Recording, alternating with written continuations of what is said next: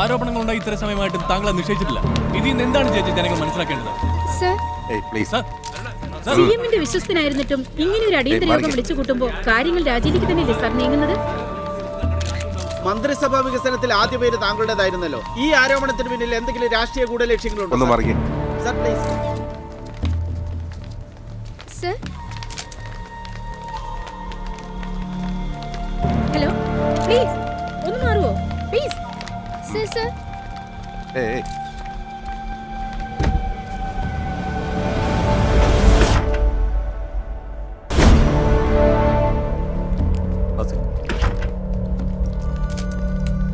ഒന്ന് പറഞ്ഞിട്ട് പോണം ചേച്ചേ.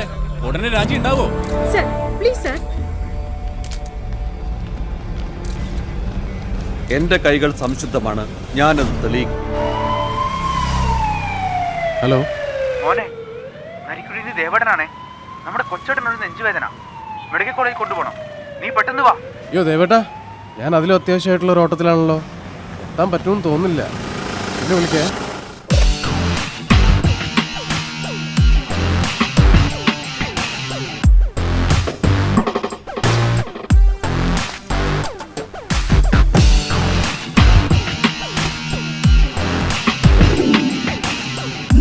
Nada que se escapa de ti, que no se trata de ti, todo lo bueno se gasta.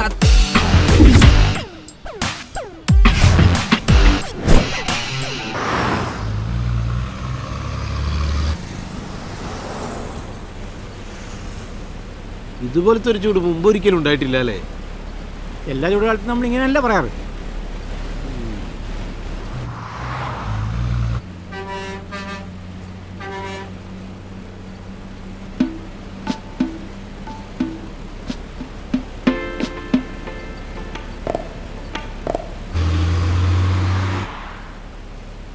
വെളിച്ചെണ്ണയുടെ വില കുറയുന്നു പറയുന്നല്ലാണ്ട് കുറയുന്നില്ലല്ലോ. കുറയുന്ന ഞാനാരോടും പറഞ്ഞിട്ടൊന്നുമില്ല.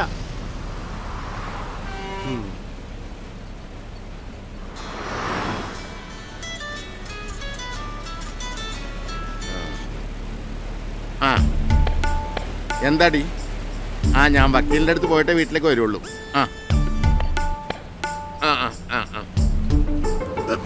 അവരോട് പണി തീർത്തിട്ടേ എന്നിട്ട് അവരോട് തേച്ചോളാൻ പറഞ്ഞു. ഇന്നലത്തെ പോലെ ഒരു ഞാനില്ലാന്ന് കരുതി നീ ഒന്ന് ശ്രദ്ധിച്ചേക്കണേ. അതൊക്കെ മേടിച്ചു വെച്ചിട്ടുണ്ട്, കൊണ്ടുവന്നോളാം.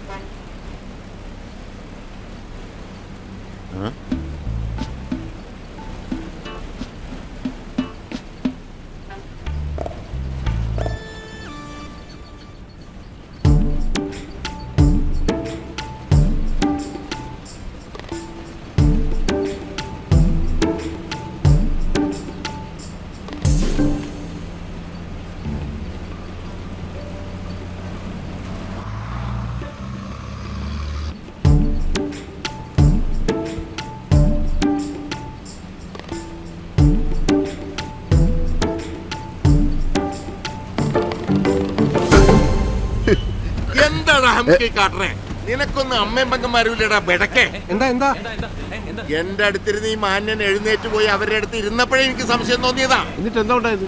ഇവൻ അവരുടെ കൈമ കയറി പിടിച്ചെന്നേ. കണ്ടക്ടറെ, വണ്ടി സ്റ്റേഷനിലോട്ട് പോട്ടെ. അല്ലെങ്കിൽ ന്യൂനപക്ഷങ്ങൾക്ക് ഈ നാട്ടിൽ ജീവിക്കാൻ പറ്റാത്ത അവസ്ഥയാണല്ലോ. നിങ്ങൾ വലിയ വർത്താനൊന്നും പറയണ്ട. കാണിക്കുന്ന മടിത്തരങ്ങളിൽ ഞാനൊന്നും ചെയ്തിട്ടില്ല. നീ മിണ്ടരുത് നമുക്ക്. വണ്ടി സ്റ്റേഷനിലോട്ട് പോട്ടെ.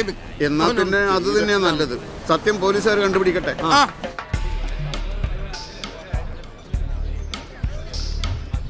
ദയവ് ചെയ്ത് ഞാൻ പറയുന്നു കേൾക്കൂ.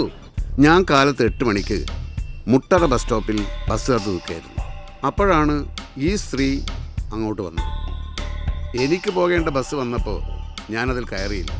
കുറച്ച് കഴിഞ്ഞപ്പോൾ വന്ന ബസ്സിൽ ഇവർ കയറി, ഞാൻ പുറകെ കയറി. അപ്പോൾ താൻ വെൽ പ്ലാൻഡ് ആയിരുന്നു അല്ലേ? പറയാം. ഞാനും ഈ പുള്ളിയും ഒരു സീറ്റിലിരിക്കുകയായിരുന്നു. പുള്ളിയുടെ കണ്ണൊന്ന് തെറ്റിയപ്പോൾ ഞാൻ പെട്ടെന്ന് ഇവരുടെ അടുത്തേക്ക് മാറിയിരുന്നു. കണ്ട ഇപ്പൊ എങ്ങനെയുണ്ട്? എന്നിട്ട് താൻ ഇവരുടെ കൈ കയറി പിടിച്ചു അല്ലേ? പിടിച്ചു. പൊതുവെ സ്ത്രീയുടെ കൈ മാർദ്ദവമുള്ളതായിരിക്കും, പുരുഷൻ്റേത് ബലിഷ്ടവും. പിടിച്ചപ്പോൾ മനസ്സിലായി ഇത് സ്ത്രീയല്ല, പുരുഷനാണെന്ന്. ബസ് സ്റ്റോപ്പിൽ വെച്ച് പർദ്ദക്കുള്ളിലൂടെ ഈ കണ്ണുകൾ ഞാൻ തിരിച്ചറിയുകയായിരുന്നു. അതൊന്ന് ഉറപ്പുവരുത്താനാ പിന്തുടർന്നതും കൈ പിടിച്ചതുമൊക്കെ.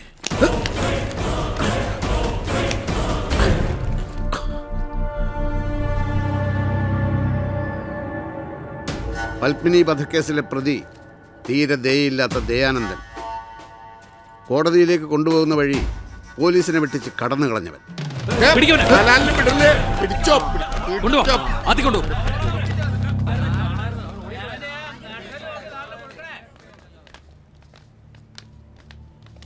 താങ്ക്സ്. അവൻ എന്റെ റൂമിലേക്ക് കൊണ്ടുവരെ. ശരിക്കുള്ള കാര്യങ്ങൾ അറിയാണ്ട് നിങ്ങൾ നമ്മളെ തെറി വിളിച്ചു. ക്ഷമിക്കണോട്ടാ. സാരില്ല, ന്യൂനപക്ഷല്ലേ. എന്നാലും അതുമ്പോ തന്നെ പിടിച്ച് കളിച്ചോ. എന്നാലും കണ്ണു മാത്രം കണ്ട് എങ്ങനെ ഒരാളെ തിരിച്ചറിഞ്ഞു?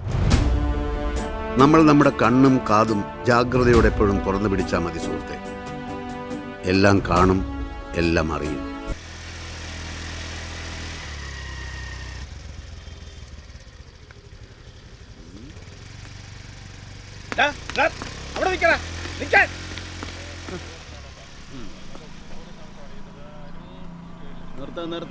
നിർത്ത അങ്ങോട്ടൊക്കെ നിർത്ത.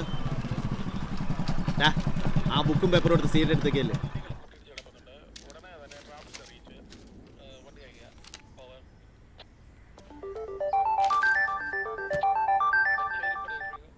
ഹലോ സത്യനാഥ, ഇത് ഇത് മാധവൻ. ഫൈൻ അടിച്ചു കൊടുക്കും. ശരി സാർ. അയ്യോ മനസ്സിലായി സാർ. ആ എടോ, നമ്മുടെ ചെക്കന്റെ വണ്ടി ഏതോ ഒരു കാർന്നോരുടെ മേത്തൊന്ന് ചെറുതായിട്ട് ഒരത്തി ഹോസ്പിറ്റലിൽ എത്തിച്ച് വേണ്ടതൊക്കെ ചെയ്തിട്ടുണ്ട്. എന്നാലും വയസ്സുകാലത്ത് അച്ഛന്റെ പേരിൽ 4 കാശ് കിട്ടുന്ന കാര്യമല്ലേ? മക്കള് വെറുതെ ഇരിക്കോ? സാറ് സമാധാനമായിട്ട് നമ്മുടെ പതിവ് സ്കോച്ചിലൊരു പിടി പിടിച്ചിരുന്നു. താനത് അത്ര നിസ്സാരമായിട്ട് എടുക്കണ്ട. നീർക്കോലി കടിച്ചാലും അത്താഴം മുടങ്ങും. അതേ നീർക്കോലിയെ കൊണ്ട് എനിക്കൊരു പരാതിയില്ല എന്നൊരു വെള്ള കടലാസിൽ എഴുതി വാങ്ങിച്ചിട്ട് ഞാൻ അങ്ങോട്ടൊരു വരവ് വരും. എനിക്കൊന്ന് കാണേണ്ട ആവശ്യമുണ്ട്. ശരി ശരി.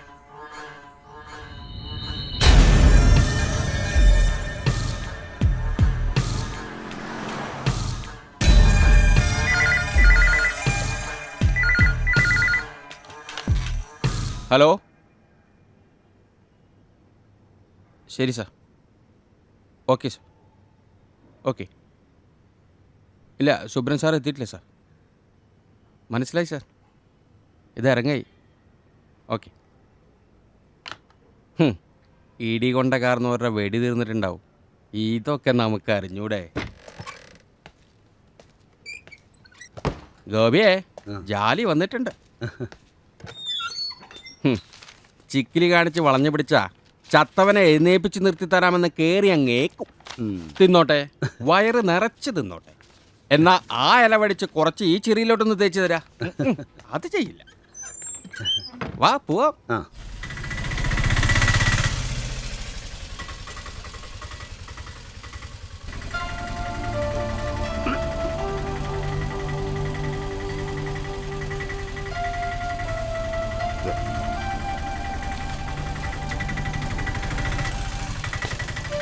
ജോസ് വന്നോ?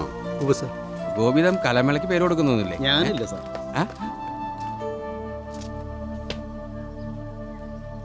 എന്തിനാ സാർ ഇത്ര പെട്ടെന്ന് ഡിസ്ചാർജ് ആയി വന്നത്? കയ്യിൽ നല്ല വേനുണ്ടായിരിക്കും അല്ലേ? സാർ ഇന്ന് റെസ്റ്റ് ചെയ്യൂ. പുറത്തേക്ക് പോവാണോ? ഞങ്ങളിതാ ഇപ്പം എത്തും സാർ. എങ്ങോട്ട് പോവുക? അതൊരു കാർന്നോരൊരു വണ്ടി അടിച്ചു. ഹോസ്പിറ്റൽ വരെ ഒന്ന് പോണം സാർ. സത്യം സാറ് വിളിച്ച് പറഞ്ഞതായിരിക്കും അല്ലേ? അതെ സാർ. അങ്ങനെയാണെങ്കിൽ വെറും കൈയോടെ മടങ്ങേണ്ടി വരില്ല. ഞാനും വരാം. അല്ല സാർ, ഞങ്ങൾ പോയിട്ട് വണ്ടി എടുക്ക് ജോസേ. ഞാൻ വേഷം മാറിയിട്ട് വരാം. ഗോപിയെ, ജാലി കൂടി.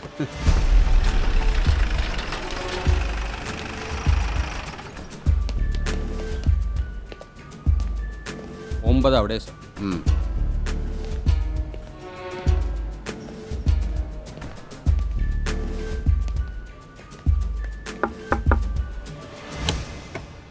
കേശവൻ ഇവിടെ ഉണ്ട് സാർ. കിടന്നോളൂ. എങ്ങനെയാ റോഡൊക്കെ ക്രോസ് ചെയ്യുമ്പോൾ ശ്രദ്ധിക്കണ്ടേ? എന്തോ ഇപ്പോഴത്തെ ഒരു ട്രാഫിക്. വയസ്സ് എത്രേ? 65. ആഹാ, ഈ പ്രായത്തിലുള്ള ഇങ്ങനെ ഒറ്റയ്ക്ക് വിട്ട നിങ്ങളെ വേണം കുറ്റം പറയാൻ. കണ്ണും കണ്ടുകൂടാ, ഒരു ശ്രദ്ധയില്ല. ഇപ്പൊ ഇടിച്ച വണ്ടി ഏതാണെന്നോ നമ്പർ എന്താണെന്നോ ഒന്നും അറിഞ്ഞുകൂടാ. നാടകം എഴുതാൻ വന്നതല്ലേ? എൻ്റെ കണ്ണിന് ഒരു കുഴപ്പമില്ല. ആ മാധവനെ എനിക്കറിയാം. എന്നെ ഇടിച്ച മാധവന്റെ വണ്ടിയും അറിയാം. വണ്ടി ഓടിച്ചിരുന്ന അയാളുടെ ചെക്കനെ ഞാൻ ശരിക്കും കണ്ടതാ. സാർ, അല്ല, നിങ്ങൾ പോലീസുകാരെന്തെങ്കിലും എഴുതി പിടിപ്പിക്കാനാ വന്നതെങ്കിൽ എനിക്കൊന്നും പറയാനില്ല. ഞാനോ എൻ്റെ മോനോ എത്ര ഒച്ച വച്ചാലും മാധവനോട് ജയിക്കാൻ കഴിയില്ല എന്ന് എനിക്കറിയാം.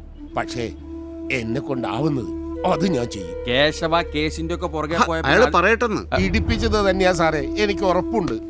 നീ ഇങ്ങോട്ട് വന്ന്. എന്താ പേര്? സജീവൻ. ആ സജീവ, കേസിന് പോയുള്ള കുഴപ്പം ഞാൻ പറഞ്ഞു തരണ്ടല്ലോ. അല്ല സാറേ, ഇപ്പോഴത്തെ ആവേശത്തിന് അച്ഛൻ പറയണത് കേട്ട് ഈ കേസിന് പോയാൽ തന്നെ ചുരുങ്ങിയത് ഒരു 5-6 കൊല്ലം പിടിക്കും. കിട്ടാൻ പോകുന്നത് നക്കാപ്പിച്ച്. വക്കീൽ ഫീസ് കൊടുക്കാൻ പിന്നെ നിങ്ങൾ കയ്യിൽ നിന്ന് എടുത്തിട്ടുണ്ടവർ. അത് കൂടുതൽ ഒരു ചുക്ക് സംഭവിക്കാൻ പോകണ്ട. ബുദ്ധി ഉണ്ടെങ്കിൽ ഒരു കാര്യം ചെയ്യും, നമുക്ക് ഇതങ്ങോട്ട് കോംപ്രമൈസ് ആക്കാം. സാമാന്യം നല്ലൊരു തുക ഞാൻ വാങ്ങിച്ചു തരികയും ചെയ്യാം. എന്നാലും സാർ, ഹേ, ഇതൊക്കെ ചെറിയ കേസല്ലേ. നീ വാ, കാര്യങ്ങളൊക്കെ ഞാൻ പറഞ്ഞുതരാം. വണ്ടിയുടെ നമ്പർ KL56 45 45. വണ്ടിയുടെ പേരൊന്നും എനിക്കറിയില്ല. നല്ല പച്ച നിറത്തിലുള്ള വണ്ടിയാ സാറേ. ആ ജോസേ, മാധവന്റെ ഫാക്ടറിയിലെ പഴയ ഒരു പണിക്കാരനായിരുന്നു ഈ കേശവൻ. ഫാക്ടറി വിൽക്കേണ്ടി വന്നപ്പോൾ തൊഴിലാളികൾക്ക് ന്യായമായും കൊടുക്കേണ്ടിയിരുന്ന പിരിച്ചുവിടൽ ആനുകൂല്യം മാധവൻ കൊടുക്കാതിരുന്നപ്പോൾ കേശവൻ അതിനെ ശക്തമായി എതിർത്തു. സമുദായത്തിന്റെ കൂട്ടുപിടിച്ച് കാശ് കേശവൻ മേടിച്ചെടുത്തു. അങ്ങനെ ഒരു ഊഷ്മളമായ സ്നേഹബന്ധം ഇയാൾക്കുണ്ട് മാധവനുമായിട്ട്. നമ്മൾ ഇതൊക്കെ അന്വേഷിക്കണോ? പിന്നെ സത്യവും നീതിയൊക്കെ നമ്മളെ അന്വേഷിച്ച് ടാക്സിയും പിടിച്ച് പോലീസ് സ്റ്റേഷനിലേക്ക് വരുമോ? കൃത്യമായി ശമ്പളം വാങ്ങുന്നുണ്ടല്ലോ. ഇടയ്ക്കിടയ്ക്ക് പുറത്തിറങ്ങി സത്യം നമ്മൾ അന്വേഷിച്ച് കണ്ടുപിടിക്കണം. അപ്പൊ പോവല്ലേ ജോസേ? ജോസേ. ആ സർ.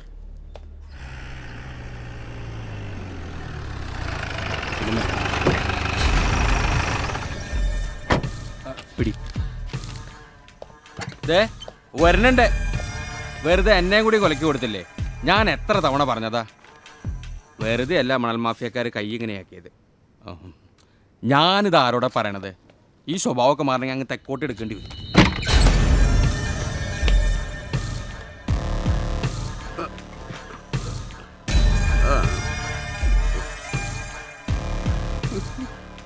ആ രാജു വധക്കേസിന്റെ ഫയൽ എടുക്ക്. ഏത് വധം? ഫയൽ എടുക്കണോ?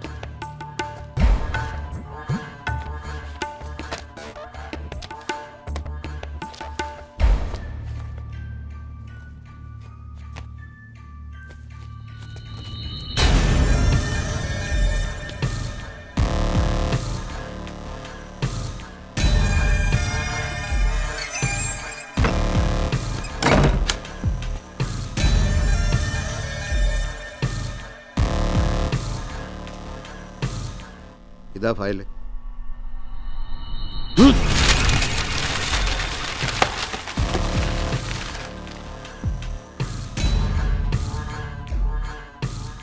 IG വേദനായകത്തെ കണ്ടിട്ടായി കളി അല്ലേ?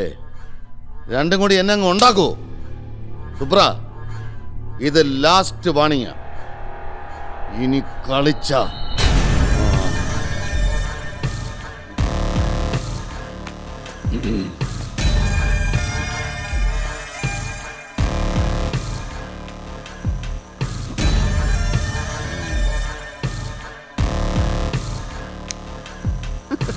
ഞാനിടയ്ക്ക് ആലോചിക്കാറുണ്ട് സാറിൻ്റെ കഷ്ടപ്പാടിനെ പറ്റി. കാശ് തന്ന് സാറിനെ ചീത്തയാക്കുന്നവൻ്റെയൊക്കെ വീട്ടിൽ മീൻ വാങ്ങിച്ചു കൊടുത്തും സ്കോച്ചിൽ ഐസിട്ട് കൊടുത്തും കുട്ടികളെ കളിപ്പിച്ചും കുളിപ്പിച്ചും സാറിന് ആരാ സത്യനാഥൻ പേരിട്ടത്?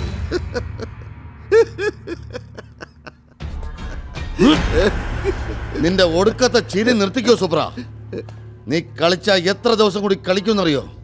കൂടിപ്പോയ 10 ദിവസം.